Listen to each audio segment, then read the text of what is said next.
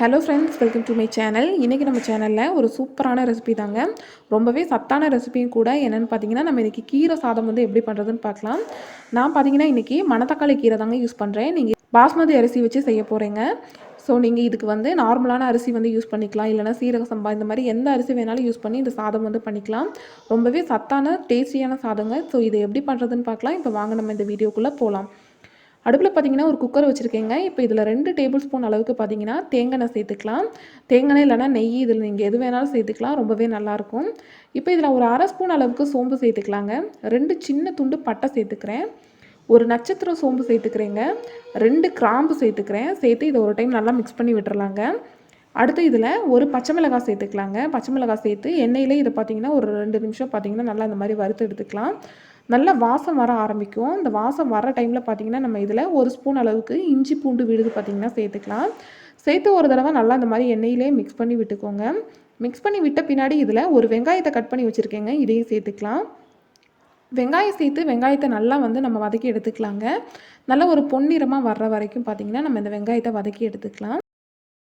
இந்த மாதிரி நல்லா வதக்கி விட்ட பின்னாடி நான் வந்து பார்த்திங்கன்னா கீரை சேர்த்துக்கிறேன். ஒரு கிண்ணம் அளவுக்கு கீரை எடுத்திருக்கேங்க. நான் இன்றைக்கி பார்த்திங்கன்னா மணத்தக்காளி கீரை தாங்க எடுத்திருக்கேன்.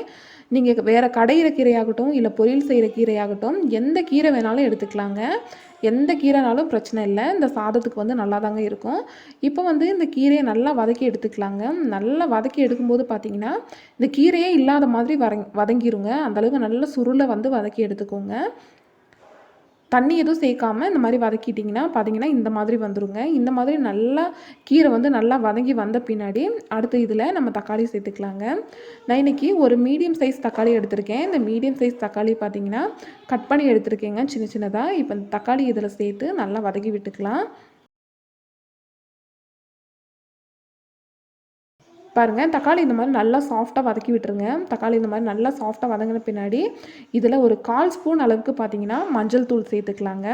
அரை ஸ்பூன் அளவுக்கு நான் இன்றைக்கி காஷ்மீரி மிளகாய் தூள் தான் சேர்த்துக்கிறேன். அடுத்து அரை ஸ்பூன் அளவுக்கு தனி மிளகாய் தூள் சேர்த்துக்கலாங்க. மிளகாய் தூள் சேர்த்த பின்னாடி நம்ம வந்து இதை நல்லா வதக்கி விட்டுக்கலாம். இந்த மிளகாய் தூளோட பச்சை வாசம் இந்த எண்ணெயிலே போகிற அளவுக்கு ஒரு நிமிஷம் வதக்கிக்கோங்க, சரியாக இருக்கும். அடுத்து இதில் அரை ஸ்பூன் அளவுக்கு கரம் மசாலா தூள் சேர்த்துக்கலாங்க. கரம் மசாலா தூள் சேர்த்து நல்லா இந்த மாதிரி வதக்கிக்கலாங்க. நல்லா இந்த மாதிரி வதக்கின பின்னாடி நம்ம ஊற வச்சுருக்க அரிசியை சேர்த்துக்கலாங்க.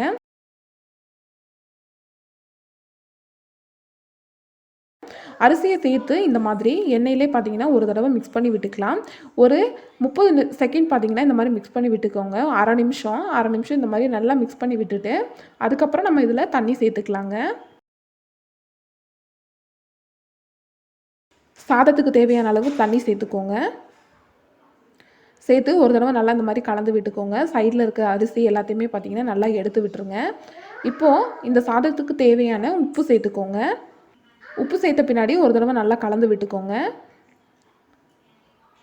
கலந்து விட்ட பின்னாடி கடைசியாக இதில் நம்ம முக்கியமான பொருளுங்க நெய் வந்து ஒரு அரை ஸ்பூனோ இல்லை 1 ஸ்பூனோ வந்து சேர்த்து விட்டுருங்க. இந்த மேலாப்பில் இந்த மாதிரி சேர்த்து விட்டுட்டு நல்லா மிக்ஸ் பண்ணி விட்டுட்டு இப்போ நம்ம வந்து குக்கரை மூடி போட்டு மூடிடலாம். இப்போ வந்து இது 2 விசில் பார்த்தீங்கன்னா மீடியம் ஹீட்டில் வச்சா சரியாக இருக்கும். இப்போ நான் விசில் வச்சு எடுத்துக்கிறேன். பாருங்கள், விசில் தம் இறங்கிடுச்சு. இப்போ வந்து நம்ம ஓப்பன் பண்ணி பார்க்கலாம். பாருங்கள், நம்மளோட கீரை சாதம் பார்த்திங்கன்னா ரொம்பவே அருமையாக ரெடி ஆகிருக்குதுங்க. சாதம் பார்த்திங்கன்னா நல்லா உதிரியாக குழையாமல் உடையாமல் சூப்பராக வந்திருக்குதுங்க.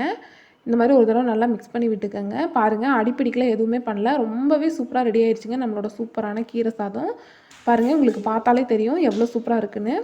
ஸோ ரொம்பவே சத்தான ரெசிபிங்க. இந்த வீடியோ உங்கள் எல்லாத்துக்குமே கண்டிப்பாக பிடிச்சிருக்கும்னு நினைக்கிறேன். இந்த வீடியோ உங்களுக்கு பிடிச்சிருந்துச்சுன்னா லைக் பண்ணுங்கள், ஷேர் பண்ணுங்கள், கமெண்ட் பண்ணுங்கள். மறக்காமல் நம்ம சேனலை சப்ஸ்கிரைப் பண்ணி பக்கத்தில் இருக்க பெல் பட்டனை கிளிக் பண்ணி ஆளுங்கிற ஆப்ஷனை செலக்ட் பண்ணி வைங்க. அப்போ தான் நம்ம போடக்கூடிய எல்லா வீடியோஸோட நோட்டிஃபிகேஷனுமே உங்களுக்கு வரும். தேங்க்யூ ஃபார் வாட்சிங் ஃப்ரெண்ட்ஸ்.